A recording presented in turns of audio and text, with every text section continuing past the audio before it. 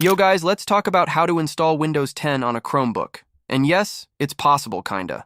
So first, open up your ChromeOS settings and enable Linux Beta. If you don't see Linux Beta there, that means your Chromebook doesn't support it. It's missing the Crostini feature. But no worries, I've got an older video that shows how to completely replace ChromeOS with Windows instead. Once Linux Beta is enabled, you'll have access to the Linux terminal. Now go to Microsoft's website and download the Windows 10 ISO file.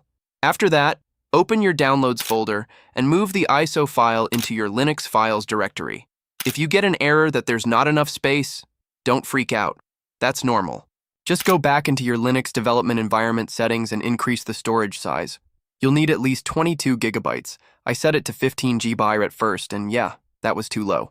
Once that's done, move the ISO again. It should work now. Next up, we need to install something called KVM. That's what we'll use to actually run Windows on your Chromebook. Open the Linux terminal again and run the command to install KVM. I'll have that command on my website so you can just copy and paste it. After that installs, open up your Linux apps folder from the app drawer and launch the app called Virtual Machine Manager.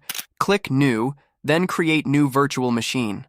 Choose Local Install Media and select the ISO file you just moved into your Linux folder. Then set how much RAM and storage you want. Again, go with at least 22 gigs. When it asks if you want to connect to the virtual network, just click Yes and UEFIs. Boom. Windows 10 is installing on your Chromebook. Now look, this isn't going to run super smooth. It's virtualized, so it'll be a little slow, a little buggy. The mouse cursor might be just a black dot, and the window might randomly close sometimes. So yeah, it's not ideal for everyday use, but still cool to try out. If you like the video, hit that like button, leave a comment, and of course, subscribe for more Chromebook and tech tips. Thanks for watching, and I'll catch you in the next one. Peace out.